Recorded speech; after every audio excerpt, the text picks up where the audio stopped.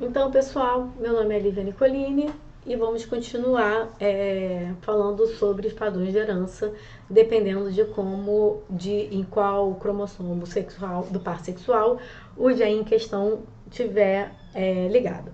Anteriormente a gente falou sobre os genes ligados presentes no cromossomo X, né? Então, que são as heranças ligadas ao sexo e como isso vai acabar alterando o nosso padrão de herança que a gente tinha visto até agora, por conta de, na maioria das vezes, homens poderem ser mais afetados do que as mulheres, em função das mulheres terem 2 cromossomos X e os homens terem apenas um. A gente também pode ter o que a gente chama de herança holândrica, ou ligada ao Y ou restrita ao sexo. Ou seja, se está ligado ao Y, somente homens podem ser afetados, né, por essa herança, uma vez que só os homens têm o cromossomo Y. A gente pode ter também o que a gente chama de herança limitada ao sexo, que estaria ligada a genes autossômicos, mas que só se expressariam em um dos sexos. Um exemplo é a hipertricose auricular, que é a presença, né, de cabelo, de uma grande quantidade de pelos na orelha, só que é inconclusivo se essa herança ela é holândrica, ligada ao Y, então só homens teriam essa herança, ou se ela é limitada ao sexo, porque encontra-se um padrão de herança para qualquer uma das situações, então isso ainda está inconclusivo. E a gente pode também ter uma herança autossômica influenciada pelo sexo. Ou seja, aqui no exemplo, a gente pode falar da calvície, né? Então, a gente tem o cromossomo, o alelo, o gene para calvície, só que a pessoa ser calva ou não também vai ter influência de qual é o sexo dessa pessoa em função da influência dos hormônios sexuais. Então, aqui, quem é cesão, então é homozigoto dominante, independente de ser homem ou mulher, vai ser calvo.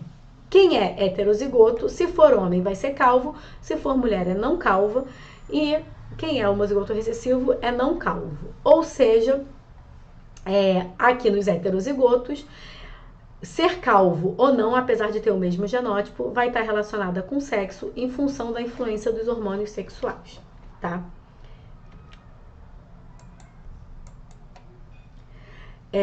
A partir disso, a gente precisa falar sobre a construção de heredogramas, a partir de tudo que a gente viu até agora.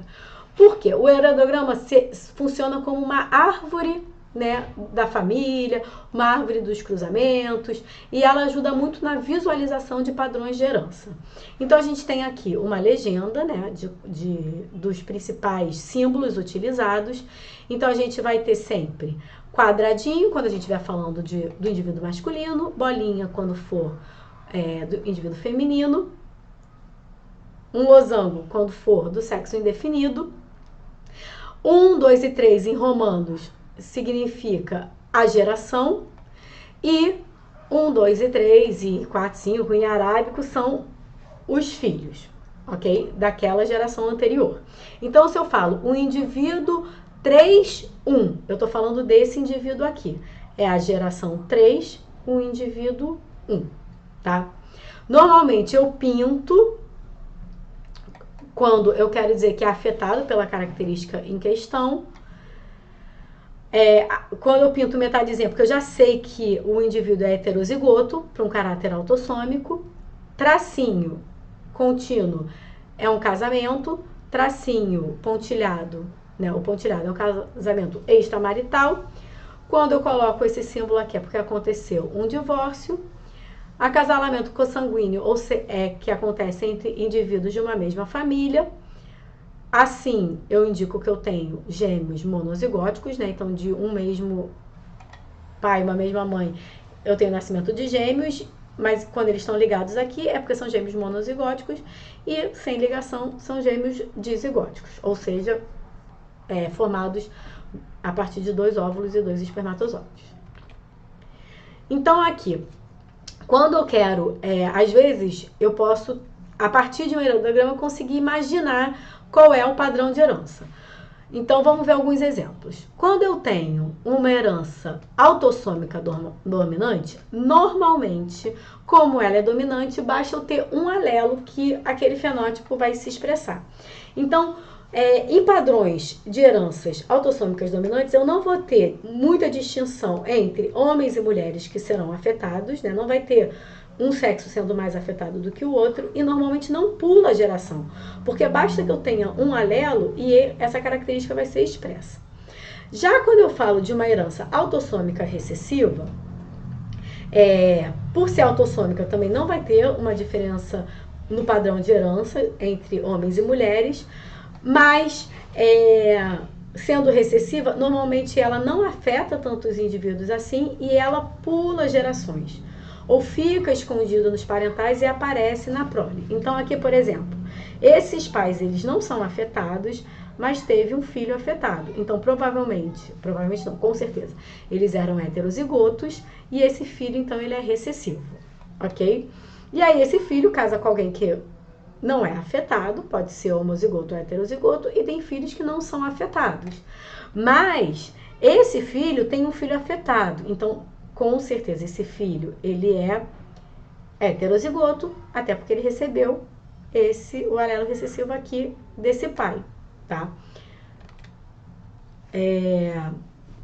Quando a gente tem uma herança recessiva ligada ao X, normalmente os homens vão ser mais afetados do que as mulheres e normalmente as mulheres vão ser portadoras, tá? Porque aqui, nesse caso aqui, o homem ele é afetado, ele tem uma filha portadora e um filho não afetado porque a mãe não era afetada. Essa filha portadora pode ter um filho afetado e não vai ter filhas afetadas. Quando ele é dominante ligado ao X, se a mãe tem, eu vou ter então mais mulheres sendo afetadas. Se o pai não tem, então não vai. Se o pai não tem, o recessivo ele vai ser passado para as meninas, né?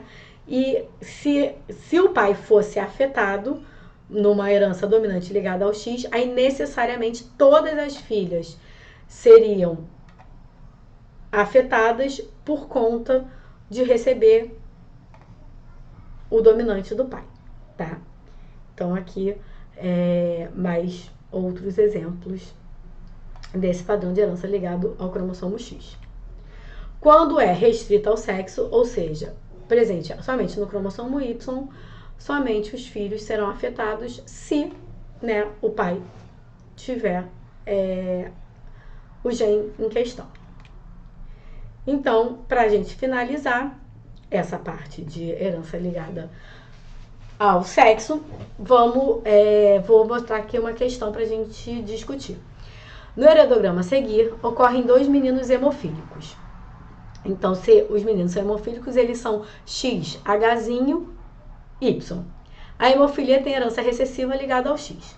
Qual a probabilidade de que uma segunda criança 2425 seja afetada? Então, 2425 é esse casal aqui, tá? Se o pai não é afetado, é porque ele é XHzão Y. E se esse menino é afetado, é porque a mãe é heterozigota e passou o XHzinho para o filho. Então, aqui estão os pais. Gente, desculpa aqui, também eu botei Dzão e Dzinho no automático por causa do daltonismo. Na verdade, a herança vai ser a mesma, mas é só porque a gente está falando de hemofilia, então deveria ser Hzão, Hzinho, tá? Então, desse casal, os filhos podem ser XHzão, XHzão, você recebeu Hzão da mãe, Hzão do pai, e aí vai ser uma menina não hemofílica e não portadora. XHzão, que recebeu do pai, e XHzinho, que recebeu da mãe, então é uma menina normal, mas portadora do gene para hemofilia. Um menino normal, que teria recebido o dominante da mãe, e um menino hemofílico, que teria recebido o hemofílico da mãe. Então, a probabilidade que uma segunda criança seja afetada é de 1/4, que seria esse indivíduo aqui. Qual é a probabilidade de 22 ser portadora do alelo que causa a hemofilia? 22 é essa menina aqui, tá? Então, a probabilidade dela ser afetada, vamos lá. O pai não é afetado, então ele é XHY. E como a mãe tem um filho hemofílico, a mãe ela é portadora. Então a mãe vai ser XH, XHzinho. A mãe produz gametas, 50% de cada, XH e XHzinho. E então ela pode transmitir qualquer um desses dois com uma chance de 50% para cada para a filha, que é essa daqui. Então essa filha tem 50% de chance de ser portadora. Se o avô, letra C, se o avô materno de 2,4 era afetado, então o avô materno de 2,4. 2,4 é esse aqui. O avô materno, então o avô que veio aqui, porque essa é a mãe, o avô aqui. Se o avô materno era afetado, então ele seria XHY. Qual é o fenótipo da avó materna? Justifique sua resposta. O fenótipo da avó materna era normal, então essa mãe ela tem que ser normal porque a sua filha é normal. Porque essa filha, como o pai dela era hemofílico, ela recebeu o Hzinho do pai. Como ela é normal, ela necessariamente teve que receber o XHzão da mãe. Então, essa avó, ela era normal, ok? A gente agora precisa falar de anomalias cromossômicas, que eu vou falar na nossa próxima aula.